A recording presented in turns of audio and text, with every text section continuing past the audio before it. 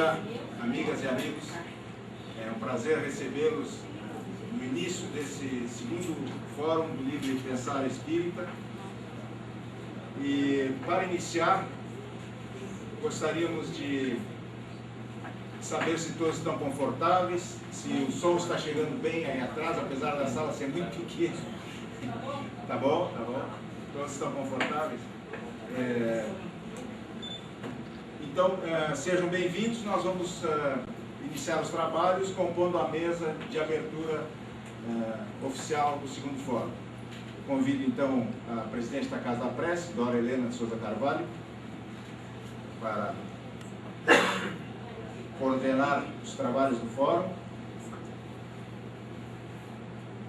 O nosso companheiro Rui Nazário, representando a CEPA Amigos.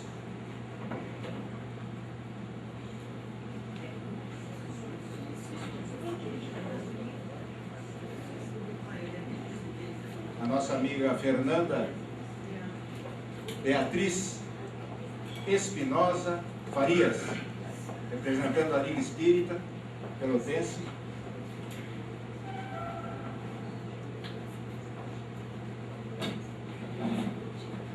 O nosso amigo Milton Rubens Neder Moreira, representando a CEPA.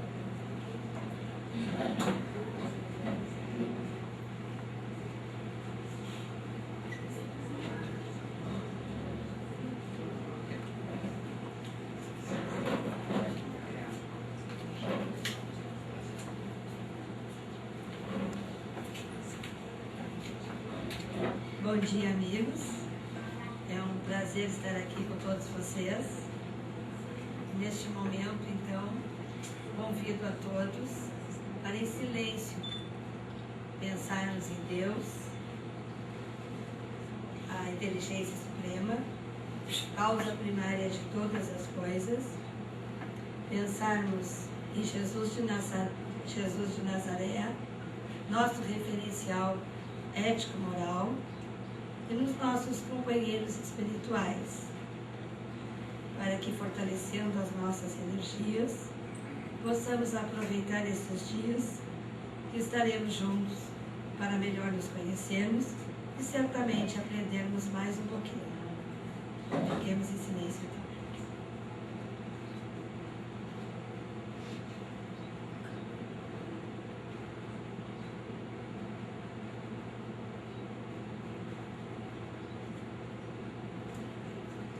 Convido a todos agora para que de pé ouçamos o hino nacional.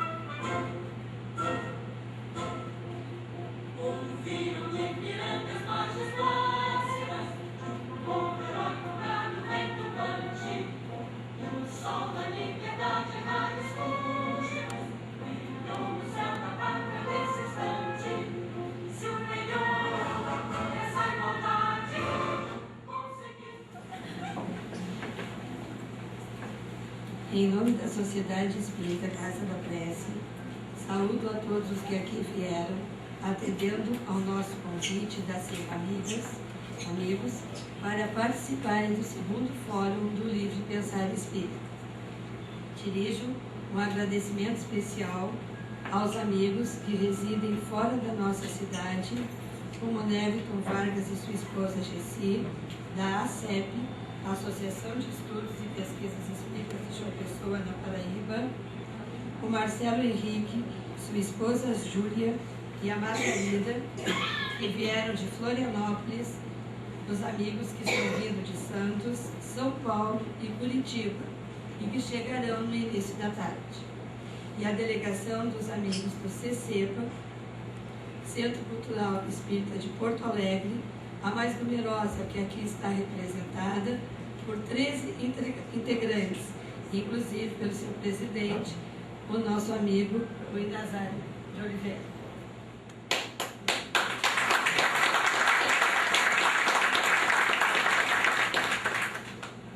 deixo de fazer considerações mais amplas sobre os CEPAMigos e os fóruns regionais, e o nosso amigo Rui, que a meu lado explicará a todos o que é a instituição e a importância dos eventos culturais, nacionais e regionais que promove.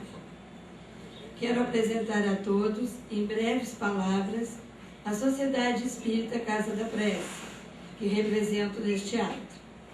A nossa instituição foi fundada em 9 de abril de 1976, já se encaminhando, portanto, para o seu 33º aniversário. Nasceu pelo desejo de estudar de seus fundadores, liderados por nossa irmã Maria da Glória Rosa Martins, que desencarnou em 19 de abril deste ano, e a quem dedicamos o nosso empenho e entusiasmo na realização deste evento. Atualmente, a Casa da Prece possui 24 grupos de estudos ativos, compostos por 197 estudantes da doutrina espírita. Neste ano, estamos completando 30 anos ininterruptos de estudo sistematizado do Espiritismo. Além disso, a instituição disponibiliza atendimento espiritual, assistência social, oficinas de trabalho, alfabetização de adultos, estudo espírita e atividades diversas para jovens e crianças. A Casa da Prece está localizada na rua Benjamin Constant, número 1251, e convidamos a todos a que nos visitem. As visitas poderão ser de segundas a quintas-feiras, no horário das 14h30 às 20h45, sextas-feiras das 16 às 17 horas e aos sábados das 14h30 às 19 horas. Que todos tenhamos um ótimo fórum do Livre Pensar Espírita, onde possamos nos conhecer melhor, compartilhar conhecimentos e experiências e conviver fraternalmente, fortalecendo nossa amizade, embasados no Espiritismo genuíno. Agora vou passar a palavra para o nosso amigo Rui Nazário.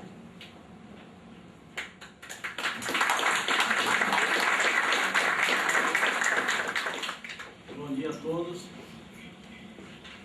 Quero, em nome da CEPAMigos, a nossa Associação Brasileira de Delegados e Amigos da Confederação Espírita Pan-Americana, dar as boas-vindas, agradecer a participação, o entusiasmo de todos que vieram se juntar a nós para mais um evento de debate, de reflexão, de discussão e de formação do conhecimento espírita.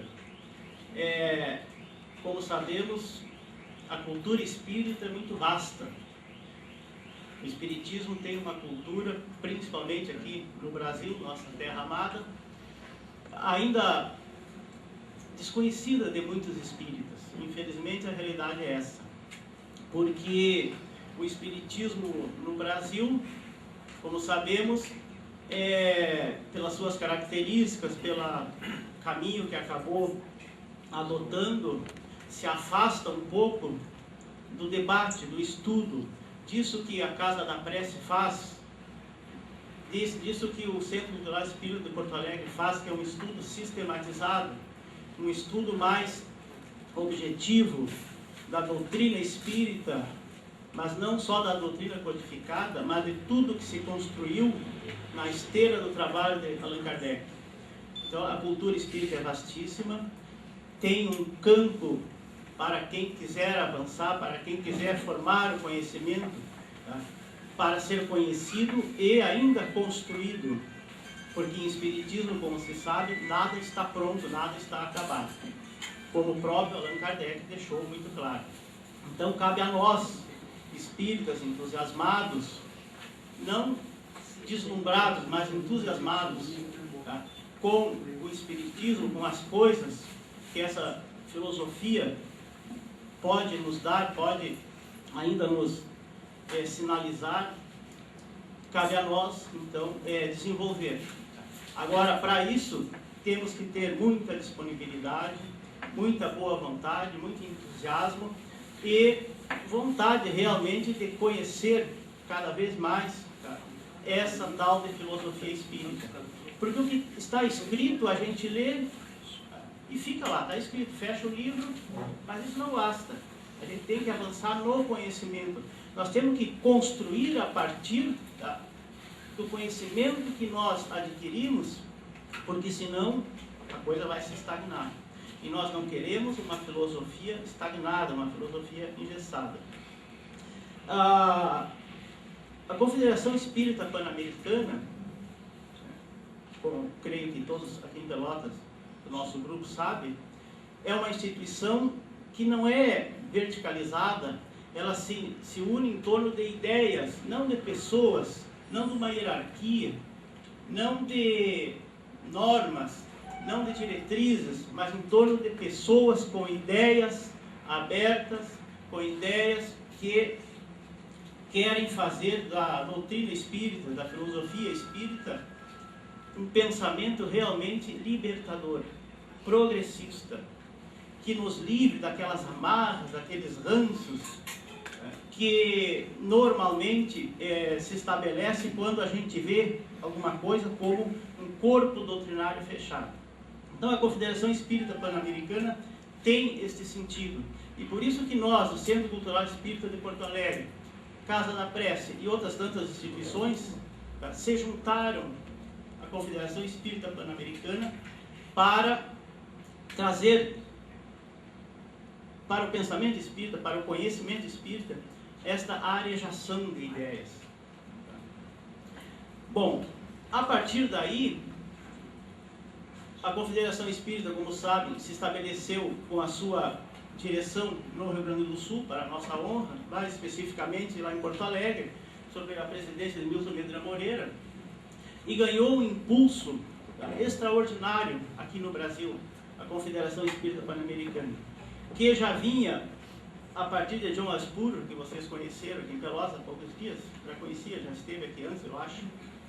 Bom, a partir de John Aspuro, a Confederação já voltou a atuar no Brasil, a trazer essas ideias mais livres, de pensamento mais livre, de investigação mais livre, sem as amarras da doutrina engessada, mas com a assunção do Milton Medina na Confederação Espírita Pan-Americana, aqui no Brasil, o nosso movimento, que é minoritário em relação ao movimento espírita tradicional, oficial brasileiro, teve esse impulso de descobrir novos caminhos, de abrir brechas para que pessoas que querem pensar mais livremente possam se manifestar dentro daqueles princípios básicos da filosofia espírita, sem desvirtuar nada em termos de princípios, de base kardeciana.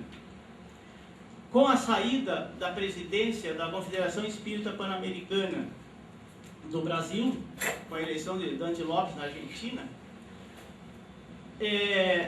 começou-se a pensar, e felizmente alguém teve essa brilhante ideia, de criar-se aqui no Brasil uma instituição, não para substituir a CEP, evidentemente, mas para lhe dar apoio, para que esta ideia, esse ideal de um espiritismo livre e pensador, não perecesse, não diminuísse o seu entusiasmo.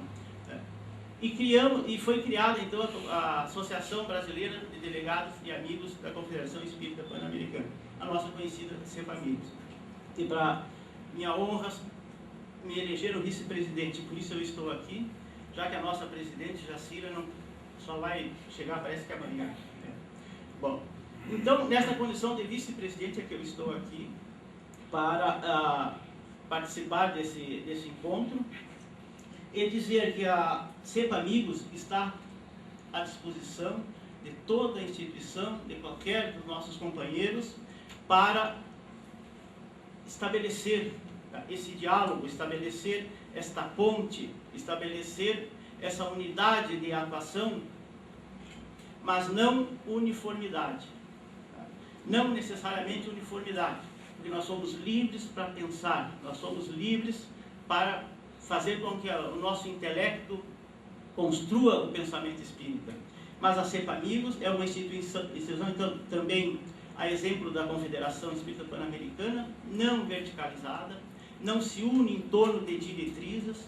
A CEPA Amigos não vai dizer para esta ou aquela instituição, até porque ela não tem ascendência hierárquica sobre ninguém, como deve agir, como deve fazer, porque cada instituição é livre para pensar livremente. Senão não teria sentido a gente pregar um espiritismo livre pensador. Livre pensador quer dizer, cada um tem autonomia para exercer o atributo maior do ser humano, que é a capacidade de pensar, de raciocinar. Livre pensador não quer dizer trazer qualquer coisa também para dentro do espiritismo e dizer que isto é filosofia espírita, também não é assim.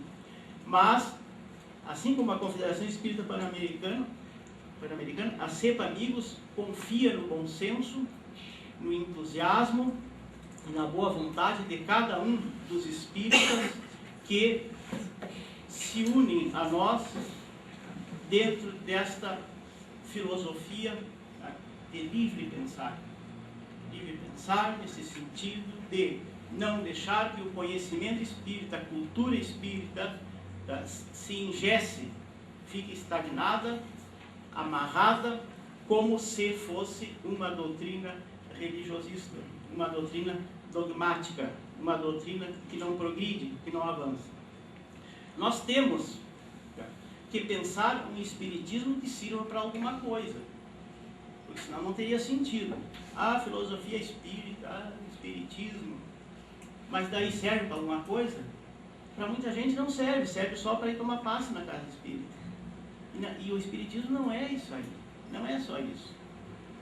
O espiritismo tem que servir para alguma coisa, para a nossa vida, para melhorar a nossa vida, para melhorar o ser humano, para esclarecer o ser humano, que é a função principal do espiritismo, é esclarecer, não é converter ninguém, não é ditar regra de conduta para ninguém.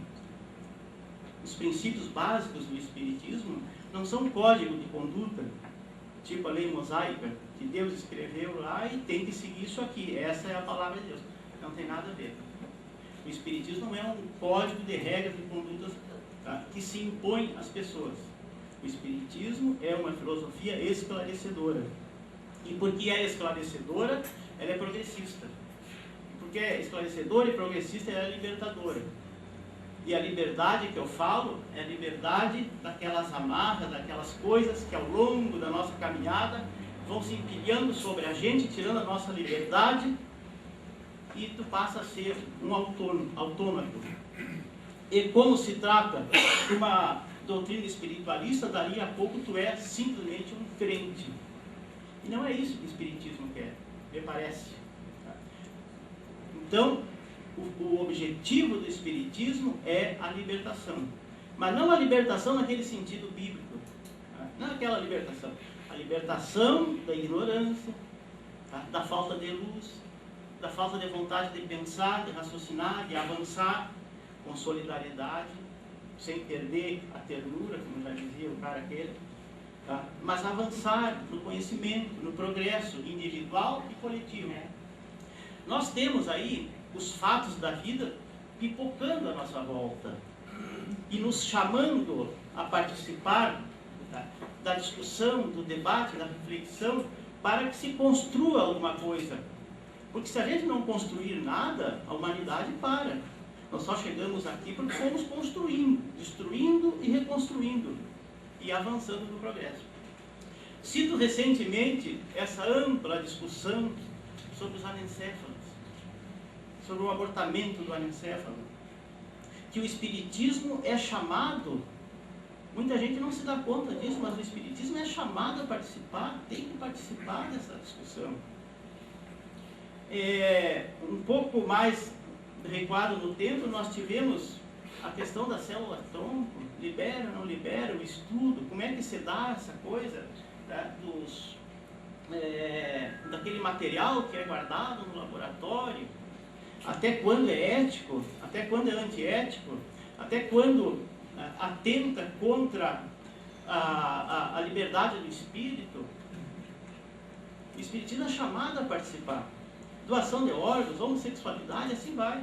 E nós temos que trazer esses fatos para a discussão, para o debate no nosso meio espírita, para que a gente dê a nossa visão espiritualista dentro dos princípios do Espiritismo, para que se construa e não deixe só os outros construir, porque os vários segmentos da sociedade têm a sua visão, e se preponderar, ou se a gente deixar que só um segmento, só um pensamento resolva as coisas, a gente não pode reclamar depois. E não adianta a gente querer fazer o nosso espiritismo só dentro da nossa casa espírita, só para nós, só para o nosso grupinho.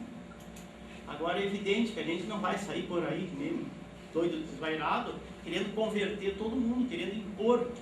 Não, a gente vai esclarecer. Quando formos chamados, em Porto Alegre, eu dou o exemplo do Milton Medrano, toda hora é chamado, programa de rádio, televisão, porque já sabe que ele é uma liderança espírita, para dar a opinião. Então, do Espiritismo, o que o Espiritismo acha, como o Espiritismo trata desse assunto.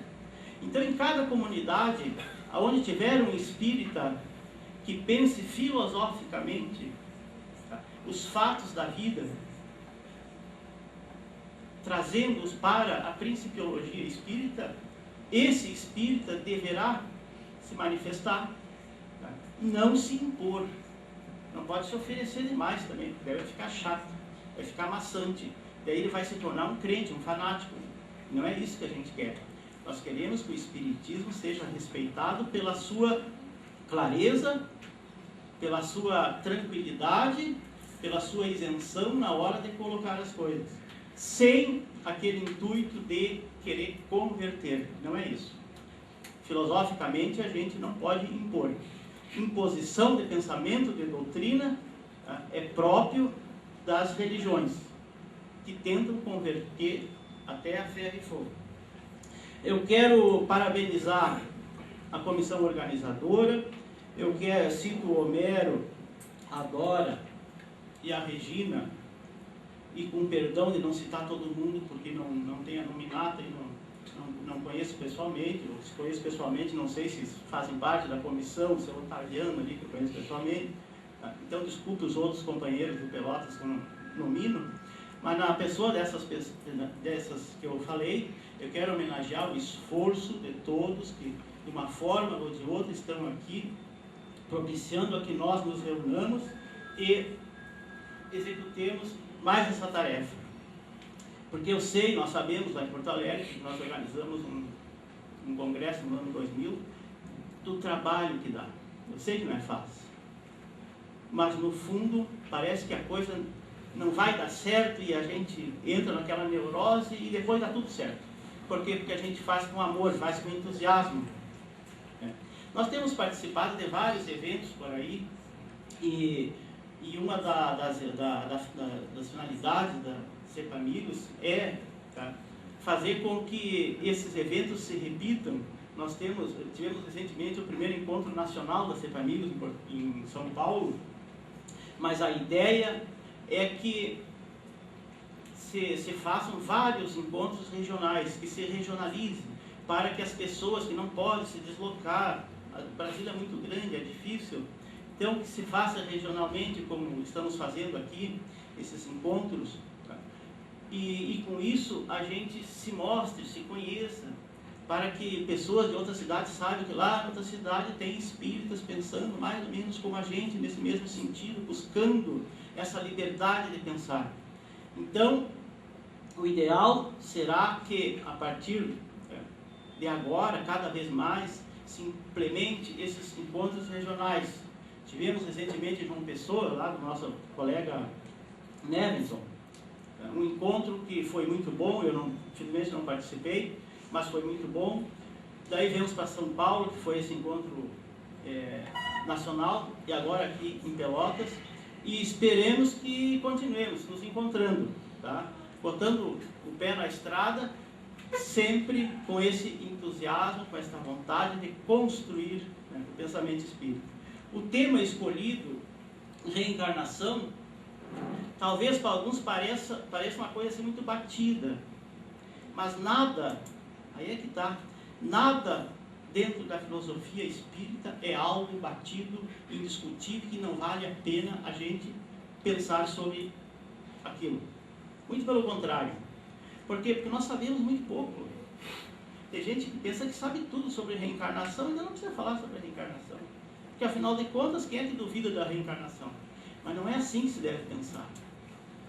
A gente tem convicção que a reencarnação é um fato real. Mas tem muita coisa para descobrir sobre a reencarnação. Sobre como é que se dá a reencarnação efetivamente. Como é que se faz um planejamento de reencarnação? Existe planejamento? Nem sei se existe planejamento. Será que existe? Até que ponto se pode planejar uma reencarnação? Quais são as consequências de uma reencarnação? A consequência é que o espírito vai reencarnar. Isso é uma explicação muito simplória. Vamos pensar sobre isso. Então, qualquer tema, por mais simples que possa parecer, tá? Sempre a gente pode construir muita coisa. Por quê? Porque não sabemos quase nada. Perispírito, por exemplo. Tem gente que acha que é doutor em perispírito, sabe tudo de perispírito. Mas será que sabe mesmo?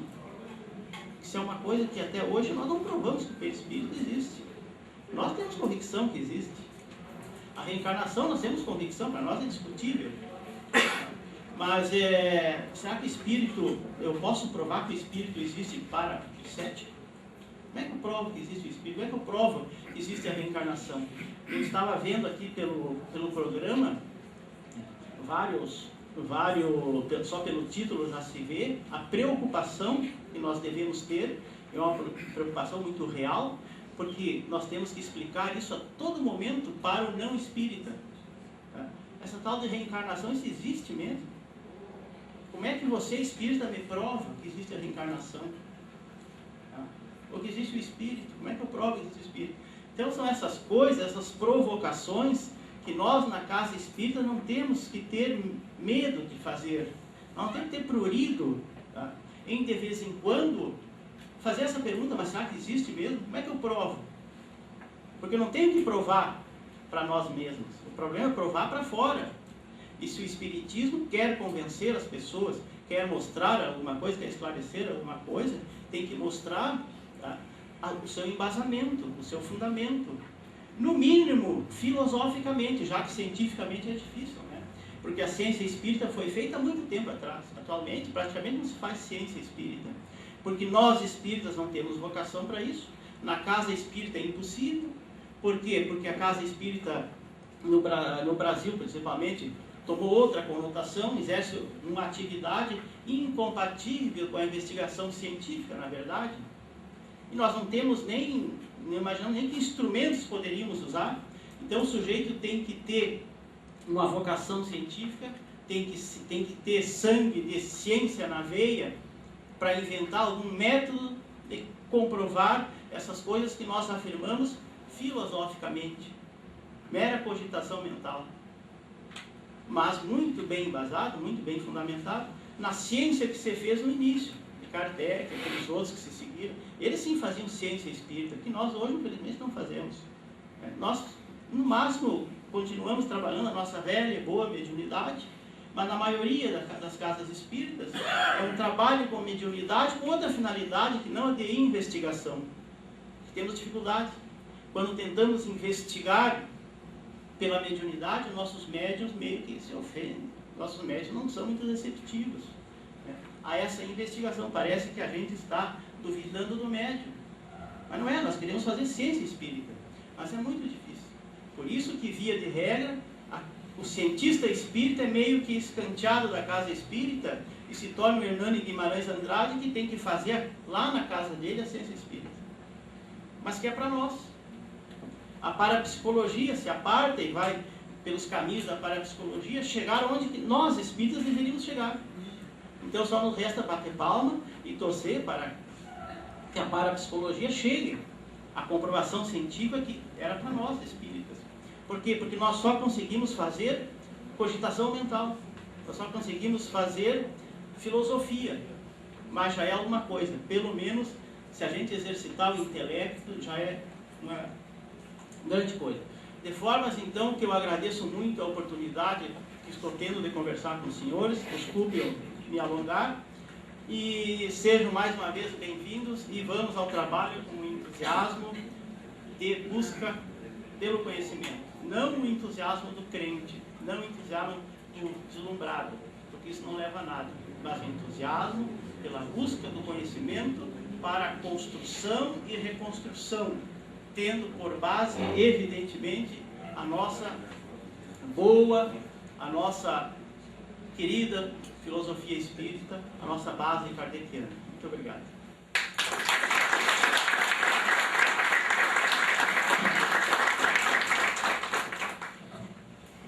Agora vamos passar a palavra para a nossa amiga Fernanda Beatriz Farias, representando a Liga Espírita Pelotense. Bom, eu estou aqui para transmitir para vocês um abraço da presidente, que não pôde estar, porque está com problemas familiares em Porto Alegre, e eu atualmente estou, né, na segunda vice-presidência da Liga Espírita Pelotense, e nós fomos convidados pelo Homero, até porque a Casa da Prece é uma casa filiada à União Municipal, que é a Liga Espírita Pelotense, e fomos convidados e ficamos muito felizes em participar pela primeira vez que nós estamos participando deste fórum, aqui na cidade de Pelotas, e nos honra muito estar aqui para falar um tema que é bastante comum a todos nós, que é a reencarnação. E a nossa instituição, a União Municipal Espírita de Pelotas, que é a Liga Espírita Pelotense, ela é constituída de 28 casas filiadas em Pelotas e mais algumas casas filiadas na Zona Sul. Nós temos casas em Santa Vitória do Palmar, São Lourenço, Piratini, Canguçu, Chuí Brasileiro e o Chuí Uruguai. São casas que a gente presta serviço, que a gente vai levar o conhecimento da doutrina, vamos até eles para estruturar o movimento espírita nestes lugares. Então, realmente, a União Municipal de Pelotas, ela tem esta função, ela abrange essa zona. E agora também estamos tendo casas na colônia, aqui de Pelotas, que há muito tempo atrás era uma coisa muito difícil de acontecer. Mas já temos 2 casas espíritas na colônia, uma no Morro Redondo e a outra na colônia do 7º Distrito, perto do Baquim. Então são casas que estão se estruturando. E nós, com esse conjunto, a União Municipal, somos federados à Federação Espírita do Rio Grande do Sul, que por sua vez também é federada à FEB, Federação Espírita Brasileira. E além disso, de nós sermos federados e unidos, nós temos participado muito também em outros locais não espíritas e que estão procurando conhecer a doutrina espírita. Nós temos prestado serviço ao 9º Batalhão de Infantaria Motorizada. De 2 vezes ao mês nós palestramos para os militares, através da Cruzada Militar, que foi constituída aqui em Pelotas este ano. Eles nos procuraram na Liga Espírita para que nós dessemos a eles uma assessoria para desenvolvermos, levarmos a doutrina espírita aos militares também. Então, são locais onde a gente dificilmente tinha acesso, e até no início nós fomos convidados mais à aula masculina do que a feminina no quartel, viu?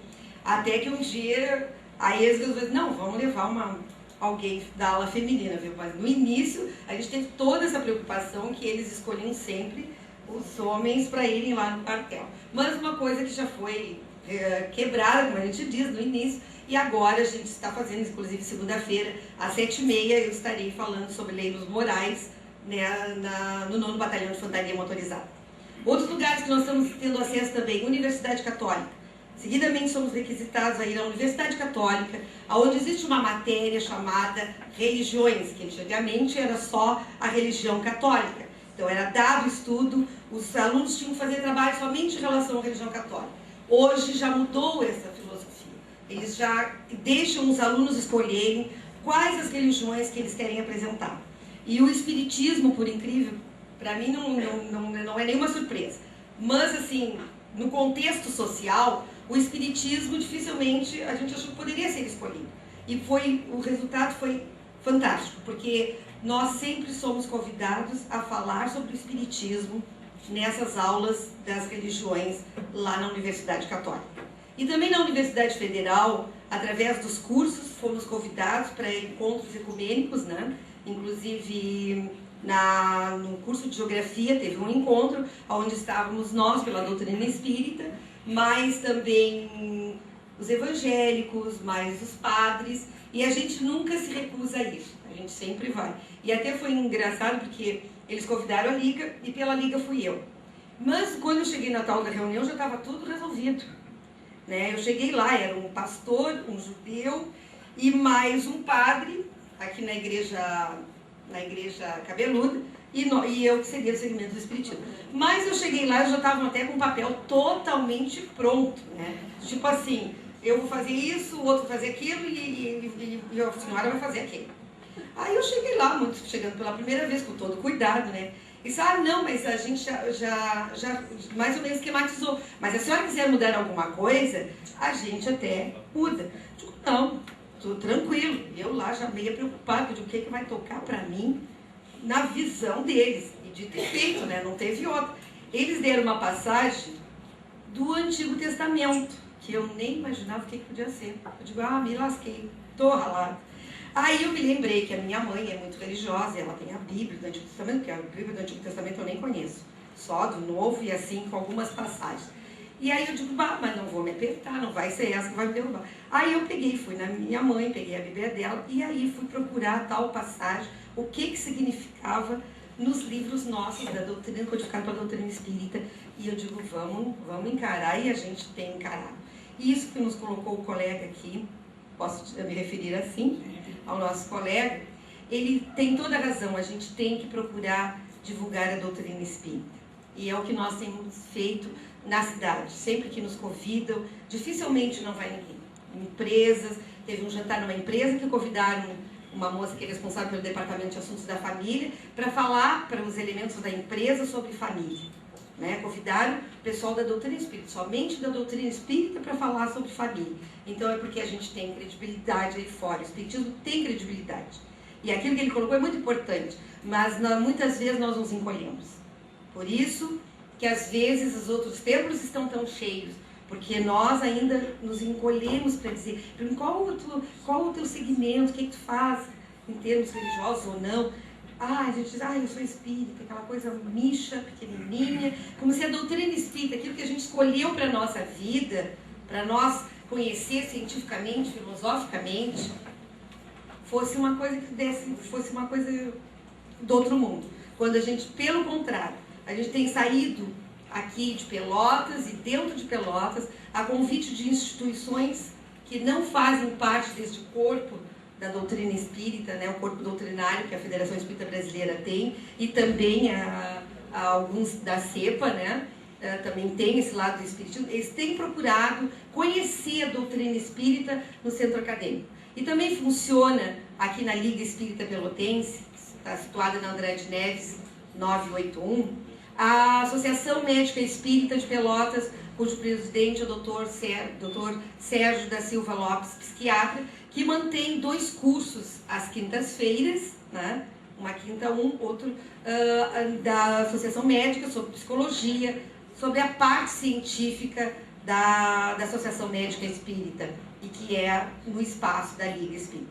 Então, muitos movimentos estão surgindo. Nós temos programa na TV, né? Nós temos às segundas-feiras um programa na televisão,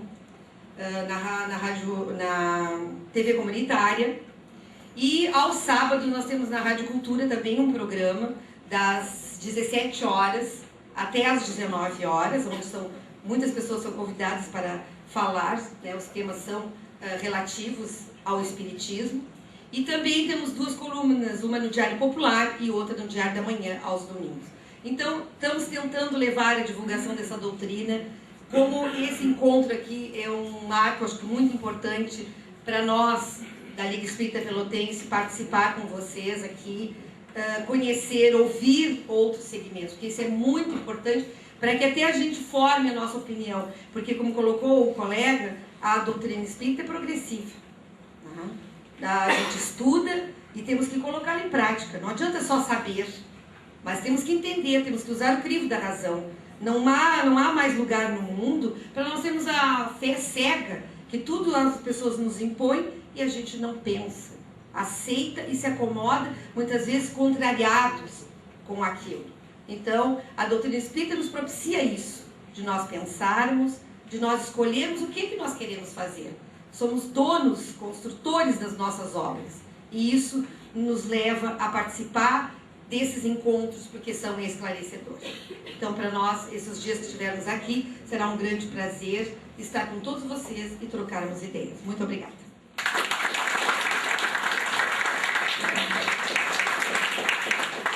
Agora vamos passar a palavra ao nosso amigo Milton Medrado. Bem, queridos amigos, bom dia a todos.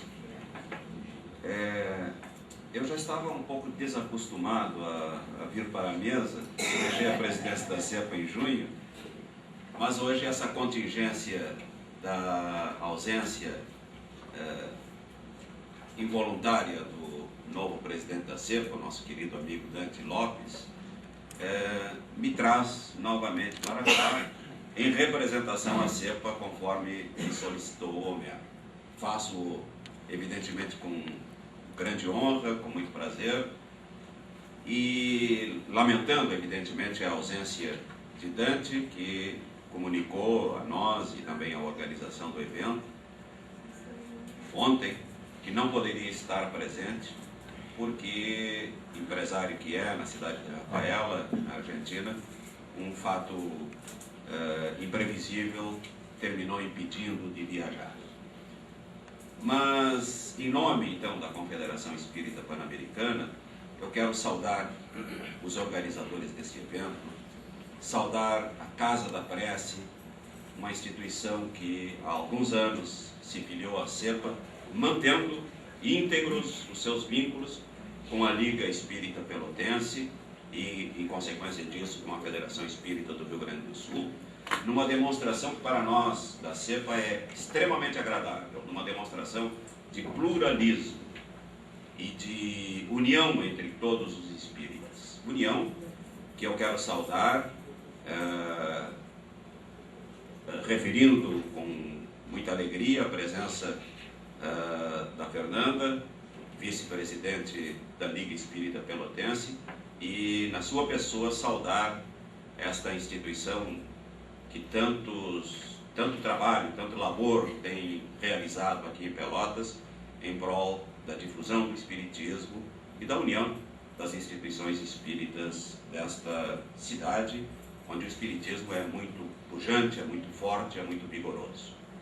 A Confederação Espírita Pan-Americana, meus amigos, que tem hoje mais de 60 anos, foi fundada em 1946 na Argentina, ela teve sempre como meta esse objetivo de unir os espíritas de toda a América. E unir não a partir das suas idiosincrasias, de suas visões particulares de espiritismo, porque isso é muito natural.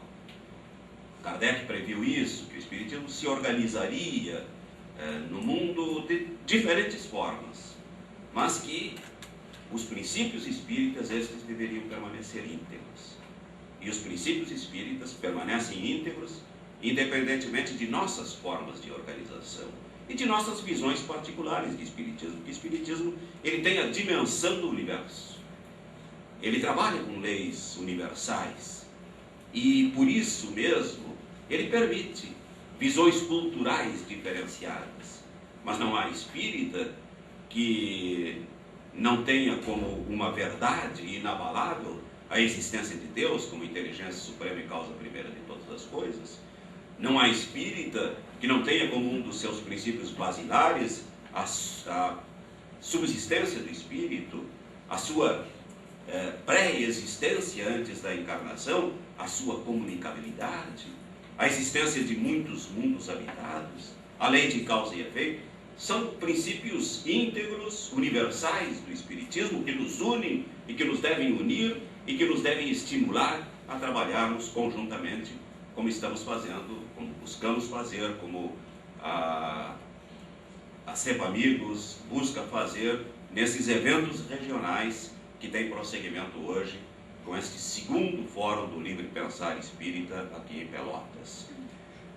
Eu assinalei neste exemplar do Opinião que vocês estão recebendo, todos vocês, quem não receber, se eventualmente alguém não recebeu, existem aí disponíveis o último exemplar, o exemplar deste mês do Opinião, que este é um evento plural e que este é um evento que segue o estudo de algo, de uma temática que iniciamos há poucos dias, há um mês, na cidade de Itapecerica da Serra, onde desenvolvemos um evento cujo tema era consciência, esse atributo essencial do espírito.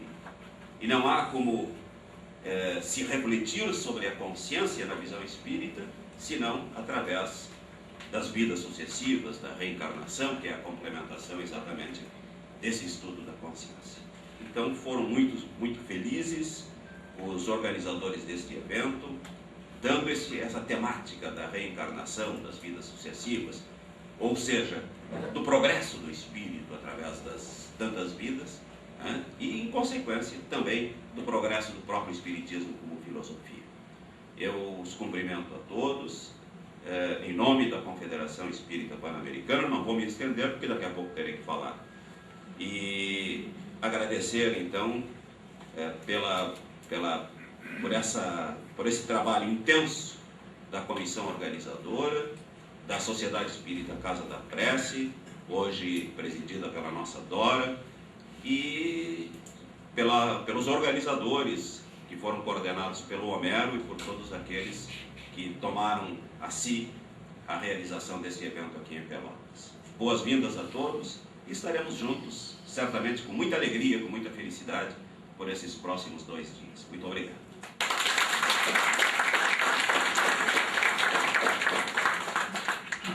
Assim, declaro iniciado o segundo Fórum do Livre Pensar Espírita. Agora, dando prosseguimento, nós vamos ouvir a conferência inaugural através das palavras do nosso querido amigo Milton Rubens Medrano Moreira, e convidamos o seu Otaviano, né, para fazer a apresentação do nosso palestrante. Convido os companheiros de mesa para que nos acomodemos no auditório para ouvirmos a palestra inaugural. Um bom fórum a todos nós.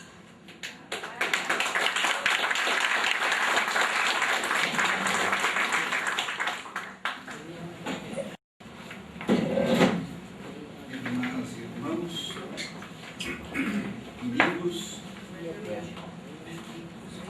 eu estou com essa tarefa de falar sobre o nosso amigo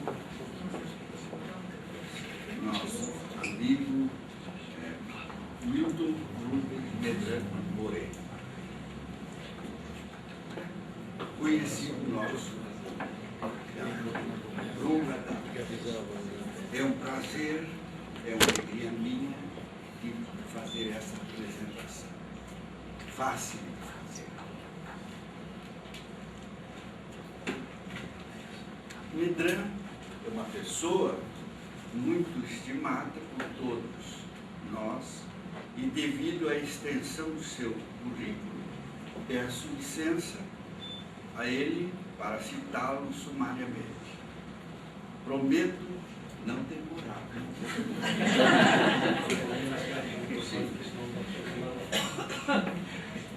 Milton Medrano, como é mais conhecido, nasceu em Dom Pedrito, do Rio Grande do Sul, em 11 de janeiro de 1941.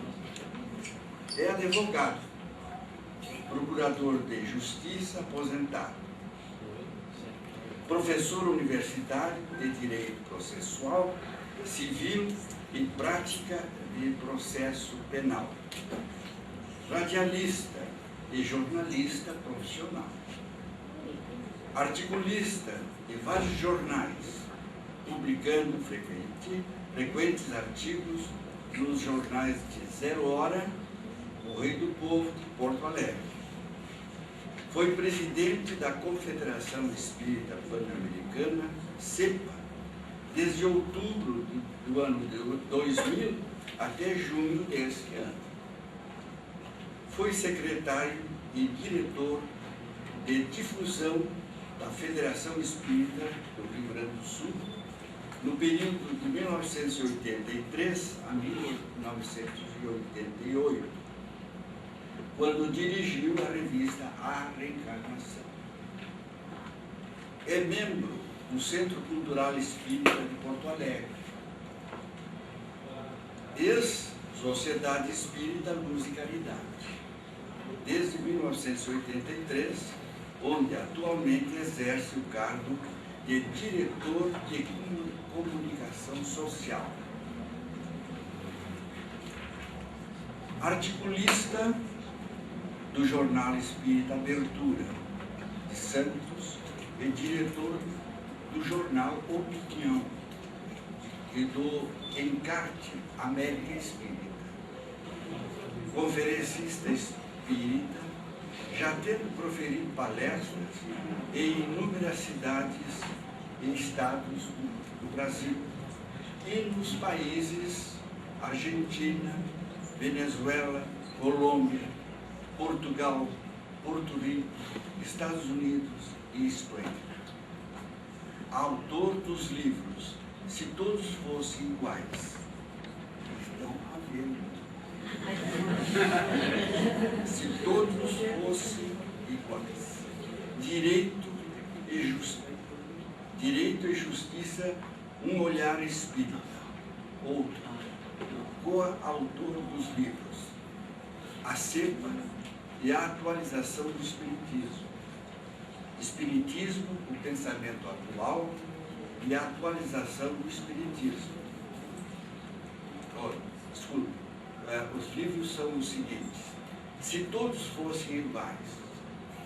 Outro, Direito e Justiça, um olhar espírita. Coautor dos livros A Cepa e a Atualização do Espiritismo. Espiritismo, o pensamento atual da Cepa. E tradutor do espanhol para o português do livro A História da Parapsicologia de John Spurlock. Assim, vocês podem ver que o nosso irmão Medran não é de brincar. E estamos sequiosos para ouvir na sua palestra. Passamos.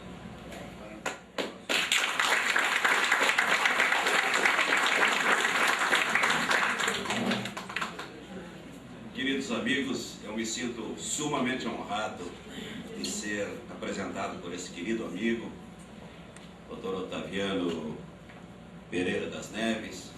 Ele é um amigo de muitos anos, uma figura de um valor extraordinário, que tem uma história dentro do movimento espírita do Rio Grande do Sul. Esteve conosco durante o tempo em que labutamos na Federação Espírita do Rio Grande do Sul, momentos de mudanças, momentos de propostas novas, ao tempo em que Maurício Herbert Jones foi presidente, ao tempo em que Salomão Jacob Enxaia também o foi. Foram momentos de lançamento da campanha de estudo sistematizado da doutrina espírita e de reflexões que terminaram desembocando nesse novo momento, que é um momento de pluralismo, que é um momento principalmente de busca da intensificação disso que chamamos do livre pensamento, da liberdade de consciência dentro do movimento espírita. Eu saúdo com muito carinho ao Otaviano, a sua esposa Suedi, que não está aqui, mas que está sempre com ele também nessa labuta. Quero mais uma vez cumprimentar os companheiros da Casa da Prece, os organizadores deste evento, o Homero, a nossa querida Dora, presidente da Sociedade Espírita Casa da Prece. E quero também, nesse momento, fazer uma homenagem que eu me nego a dizê-la póstuma, mas uma homenagem à nossa queridíssima Maria da Glória Martins, cuja presença provavelmente muitos possam até sentir nesta oportunidade.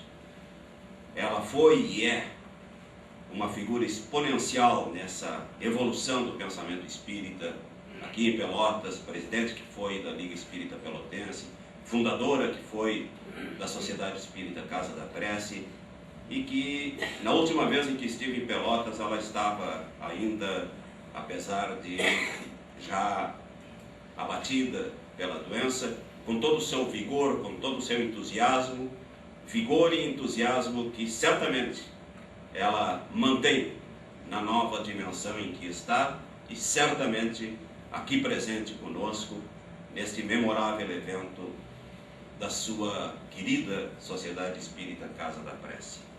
Um carinho muito especial à Glória.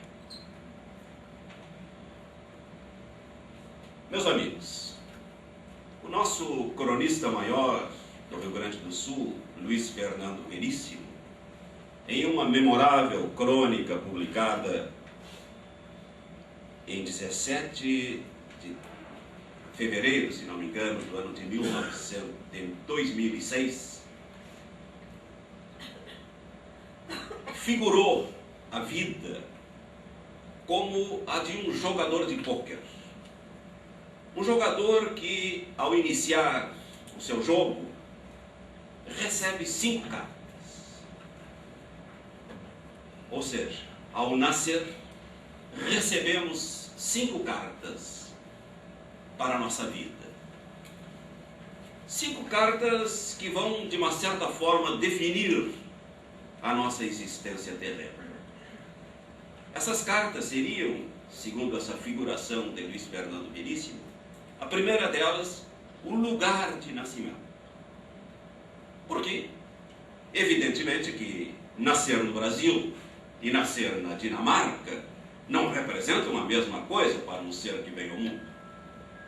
E isto, evidentemente, há de trazer significados especiais em sua vida. A segunda carta seria a nossa cor.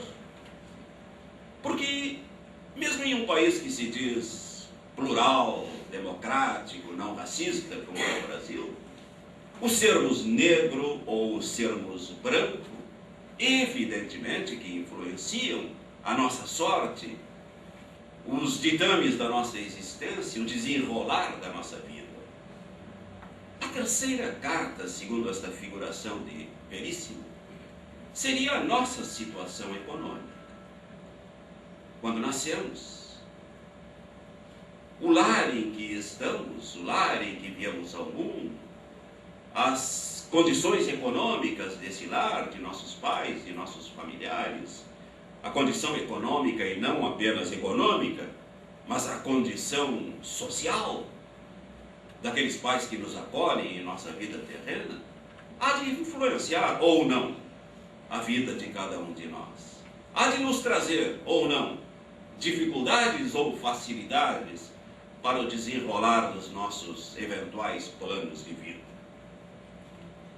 A quarta carta que recebemos seria a nossa inteligência.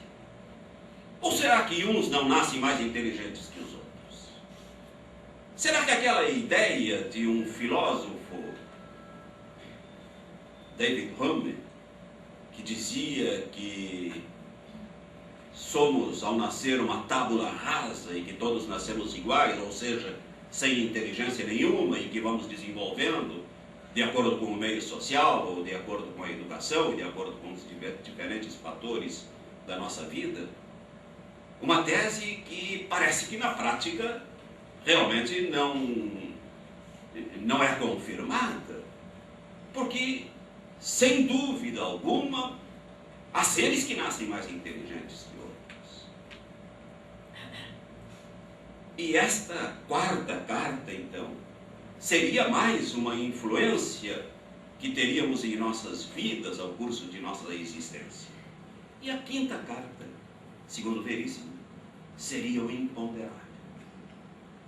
Porque, apesar de todas essas contingências que marcarão indubitavelmente a nossa vida, o lugar do nascimento, a nossa cor, a nossa situação econômica, a inteligência com que aportamos ao mundo, apesar de todos esses condicionantes, há fatores imponderáveis que nos conduzirão pela vida de forma às vezes muito surpreendente, de formas casuais, com as relações que nós vamos estabelecendo, com fatores meramente de sorte que ocorrem em nossa vida ou de azar que se interpõem em nossa vida e que poderão também, de uma certa forma e às vezes muito marcantemente, marcar os destinos de nossa existência. Luiz Fernando Veríssimo, com isso, não quis fazer filosofia, era uma brincadeira que ele fez, da sua vida, da sua maneira muito prática de ver o nosso cotidiano. Mas, ao mesmo tempo, o grande cronista gaúcho, o grande escritor do Rio Grande do Sul, hoje reconhecido em todo o Brasil, ele está fazendo com isso, ele fez com isso uma reflexão genuína e tipicamente espírita. E que parte da diversidade dos seres, e que parte do pluralismo com que podemos marcar as tantas existências, não apenas no universo todo, não apenas no planeta Terra, onde de formas culturais tão diferentes nós agimos, nós nascemos e nós agimos e nós morremos, mas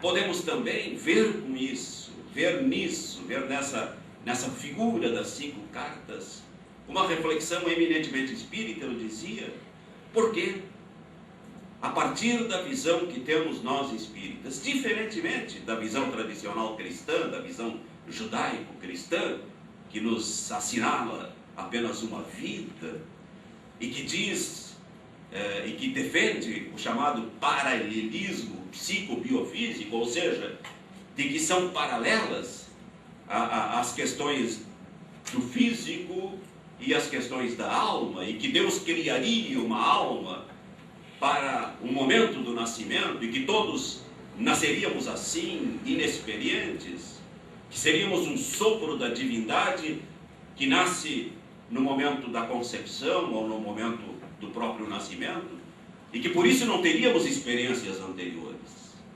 Não, nós temos experiências anteriores. Parece que a vida nos demonstra isso. Nos demonstra através dos gênios precoces. Provavelmente neste evento muito se falará desses gênios precoces, como Mozart, que aos 4 anos já compunha sonatas, como tantos outros artistas, e a maioria deles, os grandes escritores, os grandes artistas, já demonstram esse talento nos seus primeiros anos. Agora mesmo, uma pequena cega sul-coreana de nome Yoo Ye-eun, de 5 anos, ela que é cega, ela toca maravilhosamente no piano. Há alguns vídeos que se podem encontrar em YouTube, onde ela aparece com aquelas suas mãozinhas pequenininhas, levadas em programas de televisão, conduzidas até o piano, e é de se ver com que destreza aqueles dedinhos percorrem os teclados do piano, as notas brancas, as teclas brancas, que são as notas, e as colcheias e semicolcheias e bemóis e sustenidos nas teclas pretas. Com que arte ela faz isso? Uma menina de 5 anos que ouve uma música e que sai tocando. Seja uma ópera, seja uma música popular, ouve apenas uma vez. Ela que não lê as notas porque é cega. Nós poderemos supor que esta criatura, com 5 anos de idade, aprendeu isto nestes parcos 5 anos de existência? Ou não será lógico que ela traz isto em sua alma, em seu espírito imortal? Há menos de uma semana, no domingo, eu estava assistindo televisão e via um debate na Globo News sobre o futuro da economia terrestre a partir de todos esses eventos ocorridos recentemente, e figuras importantes como o ex-ministro Delfim Neto, como o embaixador Sérgio Amaral e um outro grande empresário discutiam com o apresentador de programa isto, e eu me interessei pelo tema, e no intervalo resolvi percorrer outros canais, e eis que eu me deparo com um canal popular, um canal aberto, que é o canal 10, no programa Raul Gil. E não pude mais tirar dali, porque ali aparecia uma menina de 5 anos de idade, se não me engano, seu nome, Miriam. Maiara? Uma menina extraordinária, e eu não pude mais deixar de vê-la, porque ela, numa sessão que o programa tem de tirar o chapéu para determinadas ideias, ela tirava o chapéu para questões de ecologia e dava conselhos sobre como tratar as questões ecológicas hoje, com aquela infantilidade, com aquela espontaneidade das crianças, mas com profunda sabedoria. Falava sobre a tristeza de crianças cujos pais se separam e recomendava aos pais que não se separassem, que buscassem sempre salvar a união em benefício dos filhos. E dava conselhos, não com palavras difíceis, mas com a espontaneidade das crianças. Depois cantou. Uma criança extraordinária, com 5 anos de idade, ou 5 anos de idade, me parece. Será que esta criança, ela adquiriu tudo isso nesses 5 anos de idade? Próximo de nós, temos uma figura que todos nós conhecemos, uma figura muito próxima de nós, que tem contribuído com os eventos da CEPA, que é o professor Moacir de Araújo Lima, físico, jurista. Ele, com 12 anos de idade, proferia conferências magistrais no Teatro São Pedro de Porto Alegre, já demonstrando todo esse cabedal de conhecimentos que, evidentemente, ele aperfeiçoou ao curso dos anos, mas que já detinha em sua mente, que já detinha em seu espírito. São questões muito importantes para a nossa reflexão e para a reflexão da ciência, da filosofia, por que não? Na década de 50, me ocorre agora, uma menina italiana que se chamava Gianella Di Marco apresentou-se em Porto Alegre regendo a Orquestra Sinfônica de Porto Alegre, e ela tinha apenas 5 anos de idade. O lugar de nascimento dessa menina influenciou? Pode ter influenciado. A raça dessa menina influenciou? Creio que não. Porque inteligências assim nós vemos em todas as etnias, em todas as raças, em todos os quadrantes do universo. Essa menina, cuja presença na televisão me chamou a atenção no domingo passado, ela é de uma família humilíssima. E, no entanto, ela demonstra toda essa espontaneidade, toda essa inteligência que hoje nós qualificaríamos como inteligência não de QI, mas de a chamada inteligência emocional, que é aquela que nos encanta, que é aquela que faz com que as pessoas sejam mais encantadoras, sejam mais comunicativas entre si. E eu gostaria de homenagear, principalmente neste ano, e relembrar 2 figuras importantes de nossa cultura. Uma de nossa literatura, cujo aniversário de de morte está sendo comemorado este ano, os 100 anos da morte de Machado de Assis.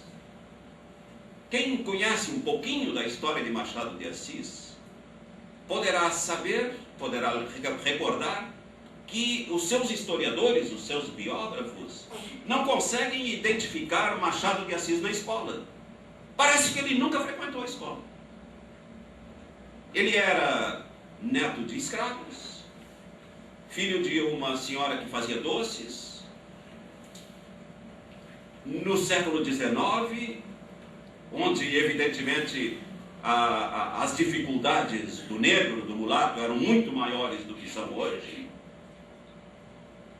E ele, já desde os primeiros anos, se mostrou primeiramente poeta, para depois, ao curso de sua existência, se fazer contista e o grande romancista que foi, fundador da Academia Brasileira de Letras. Mas a sua veia poética, já nos primeiros anos de sua existência, conta-se que com 12, 13 anos, Machado de Assis poetava, e poetava muito bem, como por exemplo, aquele poema Bons Amigos, que diz mais ou menos assim: abençoados os que possuem amigos, os que os têm sem pedir, porque o amigo não se pede, não se compra e nem se vende.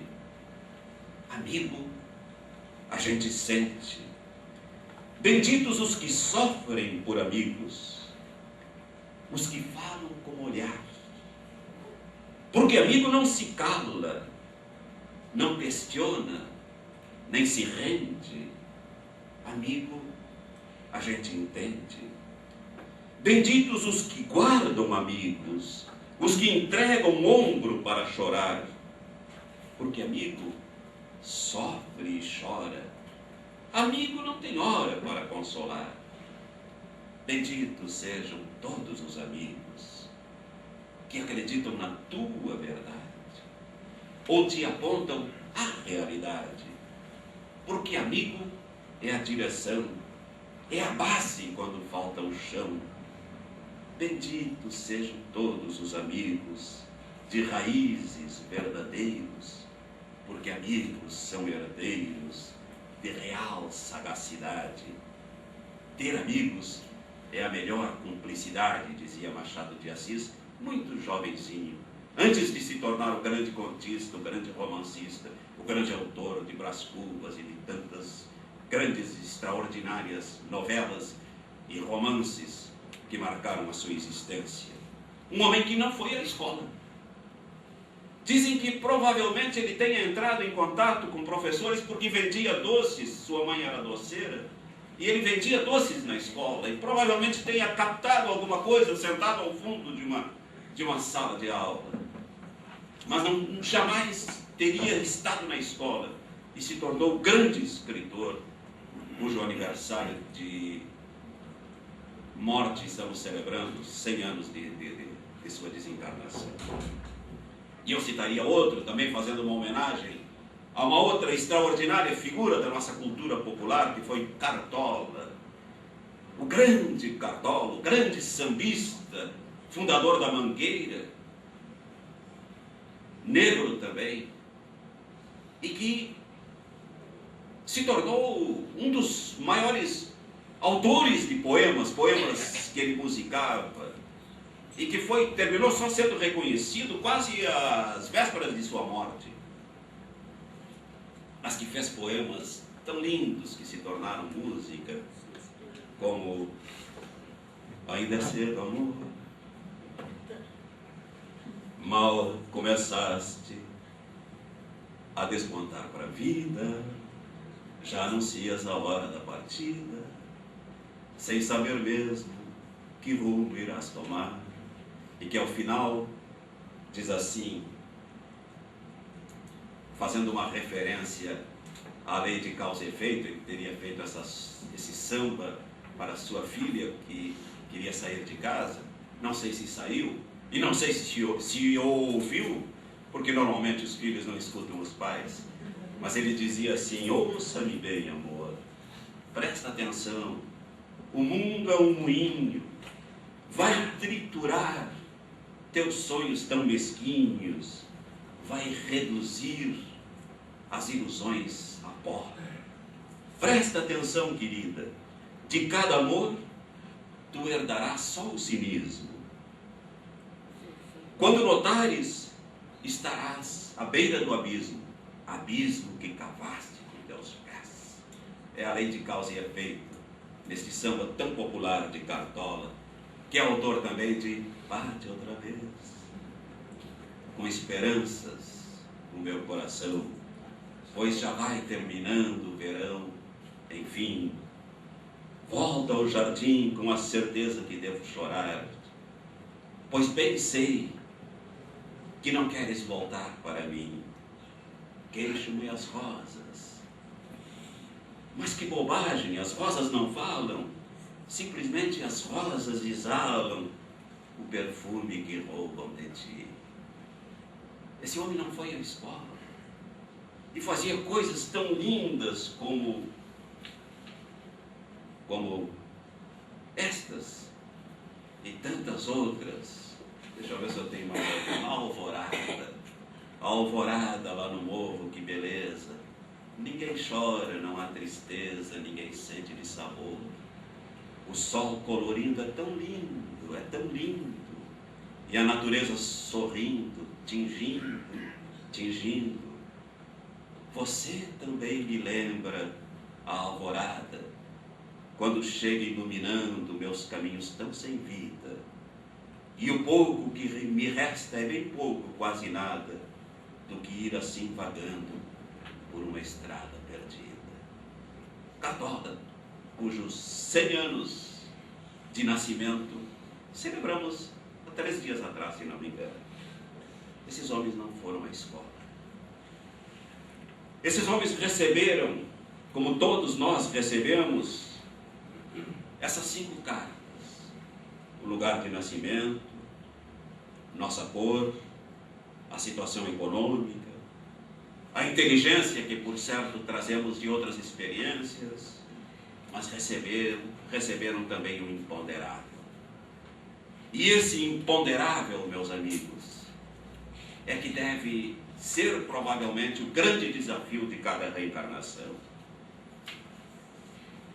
E é isso, é esse imponderável com que nos defrontamos no nosso dia a dia, num mundo que a doutrina espírita classifica como de provas e expiações.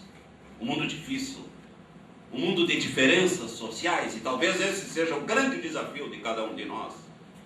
De grandes diferenças de inteligência, de grandes diferenças de moralidade, de grandes diferenças na capacidade de entendermos as próprias leis da vida.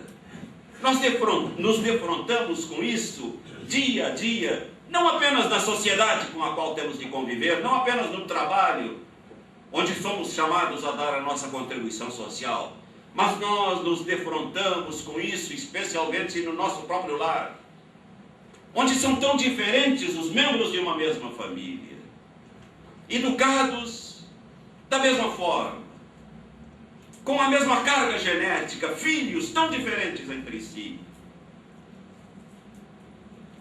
e que, no entanto, representam talvez ou uma programação que nós próprios desenvolvemos, que nós próprios fizemos nos nossos momentos pré-encarnatórios, em situações que antecederam as nossas reencarnações, mas que podem também ser fruto daquele imponderável que a vida nos traz. Nem tudo está marcado com nem tudo são cartas marcadas na nossa existência.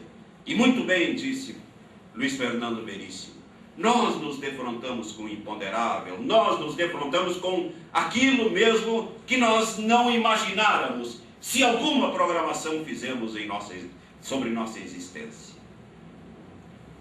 E aí é que está o nosso grande desafio, de agirmos com a liberdade intrínseca que temos, porque nós somos seres livres.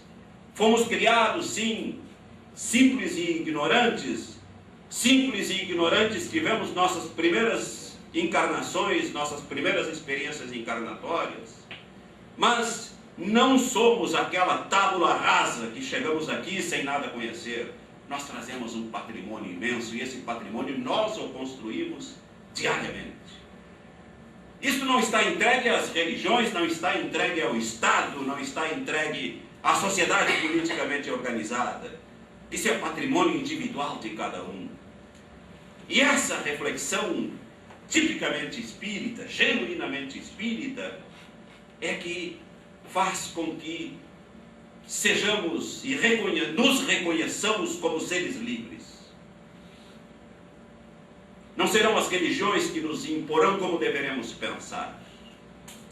O Espiritismo, se uma grande contribuição ele trouxe na cultura ocidental, é precisamente esta de, em um momento em que se rompia, em que a sociedade laica rompia com as prisões das religiões, no século XIX, onde, logo depois da Revolução Francesa, e a Revolução Farroupilha também foi uma demonstração de liberdade, mas logo, 60 anos depois da Revolução Francesa, o mundo ocidental passava a organizar o seu Estado livre, passava a se organizar como forma independente das religiões, porque até então, durante toda a história do cristianismo, desde Constantino até a modernidade, a igreja dominara todo o nosso processo civilizatório. E naquele momento se rompe.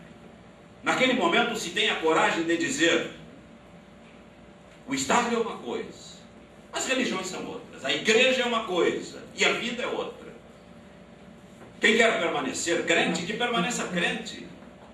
Mas a igreja não tem que interferir na vida social, na vida política dos cidadãos. Não. Igreja e Estado terão que ser independentes entre si. E a igreja protestava contra isso. Os papas do século XIX, como Pio X, como Gregório XVI, especialmente, com a sua famosa encíclica Mirari Vos, onde ele dizia assim, vejam o que dizia uma encíclica papal. Hoje, evidentemente, a igreja não subscreveria esse tipo de pensamento, mas a bula, a encíclica Mirari Vos, de Bonifácio XVI, de Gregório XVI, perdão, dizia assim: estão acenando com este erro pestilento que se chama liberdade de crença. Isso, dizia o Papa, é um erro pestilento e nós devemos nos voltar contra isto que se chama de liberdade de consciência. Porque o homem não tem o direito à liberdade de consciência. Quem tem que trazer as crenças ao mundo é a igreja, é a religião. E não poderá, dizia o Papa naquela oportunidade, não poderá jamais o Estado se dissociar da religião. Porque o dia em que religião e Estado estiverem desassociados, estiverem cada um cuidando das suas coisas, o mundo se tornará imoral. Como se a religião fosse a única fonte da moralidade. E como se não houvesse pessoas eminentemente éticas, morais, que trazem uma contribuição imensa à humanidade sem ter religião. Alguns até ateus. É de se reconhecer o direito de serem ateus, desde que isso seja de acordo com a sua consciência. É de se lhes exigir, sim, a sua contribuição ética, a sua contribuição moral, o seu procedimento ético e moral perante o homem. Mas, como diria o Espiritismo ao nascer no século XIX em O Livro dos Espíritos, a consciência é um pensamento íntimo e somente ao homem pertence. É a questão 835. No mesmo momento em que os papas do século XIX usavam aquela linguagem ofensiva à liberdade de consciência, o Espiritismo com coragem, o Espiritismo com liberdade dizia: a liberdade de consciência é um dos caracteres da verdadeira civilização e do progresso. estava escrito na questão 835 de O Livro dos Espíritos. A liberdade de consciência é um dos caracteres da verdadeira civilização e do progresso. E quando Allan Kardec interrogou os espíritos sobre se uma crença que prejudicasse o homem, se ela deveria ser combatida, vejam a resposta inteligente dos espíritos. Pode-se reprimir os atos, pode-se reprimir os atos, mas a crença é inacessível. Ninguém tem o direito de acessar as crenças individuais de cada um, aquilo que cada um pensa, porque o pensamento, a consciência, é um pensamento íntimo que só ao homem pertence. Este é o farol do Espiritismo. Este é o lema do Espiritismo. É realmente a liberdade de consciência, a liberdade que se deve não apenas manter, construir na nossa vida em sociedade, mas dentro das próprias organizações espíritas. É preciso respeitar a individualidade de cada um. É evidente que para sermos espíritas, para nos declararmos espíritas, nós aceitamos e aceitamos livremente, não por imposição, porque como diz Leon Denis, o Espiritismo nada impõe, o Espiritismo propõe. Então, ao nos tornarmos espíritas, nós o fazemos, nós assumimos a condição de espíritas, porque aceitamos determinados princípios, como a existência de Deus, como causa, inteligência suprema e causa primeira de todas as coisas, como a anterioridade da consciência através do espírito, esta visão de que a verdadeira essência do homem é o espírito e não a matéria, porque o espírito pré-existe a matéria e a organiza, inclusive, a realidade única, a essência da vida é o próprio espírito, como diz a questão número 23 do Livro dos Espíritos. Quando Allan Kardec pergunta aos espíritos, o que é o espírito? É assim, o espírito é a inteligência do universo. Porque se temos já essa essencialidade do espírito e da liberdade, nós vamos ser muito mais fraternos, nós vamos contribuir muito mais num ambiente espírita, por exemplo, se nós estivermos livres de pressões, se nós estivermos livres de dogmas, se nós estivermos livres de formas de imposição de como devemos proceder. Mas liberdade, evidentemente, implica responsabilidade. É por isso que nesse processo de desenvolvimento do espírito, nós estamos atrelados até uma determinada fase a um determinismo mais intenso. E vamos nos libertando desse determinismo exatamente a partir da aquisição do conhecimento. Por isso, muita razão teve o grande Jesus de Nazaré, quando nos assinalou que conheceríamos a verdade e ela nos faria livres. Somente o conhecimento, e o Espiritismo é uma proposta de conhecimento, uma proposta que parte precisamente dessa ideia do espírito, da sua imortalidade. Essa proposta de conhecimento é que liberta. A moralidade não pode ser jamais imposta. A moralidade só é consistente na medida em que ela é construída livremente pelo indivíduo. O espírito é o grande construtor da liberdade. E a reencarnação, sem dúvida, esse tema que nós examinaremos durante esses dias, que será a base da nossa reflexão durante este fórum, a reencarnação, a ideia das vidas sucessivas, deixando de ser a utopia que foi para muitos, é a imprescindibilidade, ela é imprescindível para desenvolvermos a nossa capacidade de crescermos, de nos desenvolvermos e de progredir. Não fosse assim, o grande Jesus de Nazaré não teria nos acenado com a possibilidade de sermos perfeitos. Sede perfeitos, dizia ele. Mas como ser perfeitos? Numa vida tão cheia de condicionamentos. Numa vida em que estas 5 cartas que recebemos nos impõem determinados condicionamentos dos quais nós não conseguimos nos liberar durante os 40, 50, 60, agora está se vivendo até 100 anos ou 100 e poucos anos. O que é isto perante a imortalidade do Espírito? O que é isto perante a imortalidade? E o que é isto para sermos perfeitos?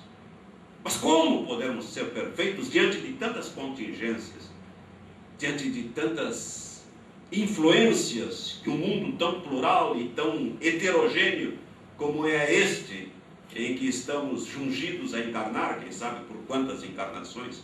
Como ser perfeitos num mundo assim? Só a ideia das vidas sucessivas, só a ideia da reencarnação, onde vamos conquistando pouco a pouco a liberdade, onde vamos nos assenhoreando dessa liberdade, nos pode, queridos amigos, nos empurrar para este processo de crescimento, para este processo que nos fará chegar, quem sabe, a esse caminho que nos conduzirá a um amanhã, como dizia Guilherme Arantes, mesmo que uns não queiram, será de outros que esperam esse amanhã. Ver o dia raiar amanhã, ódios aplacados, temores abrandados, será pleno,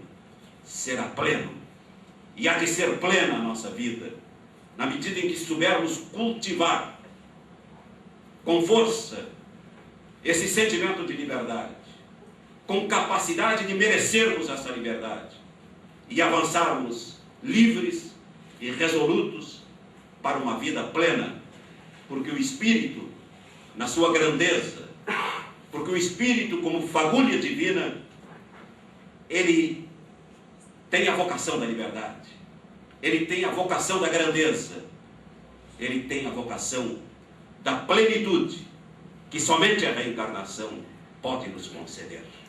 Muito obrigado.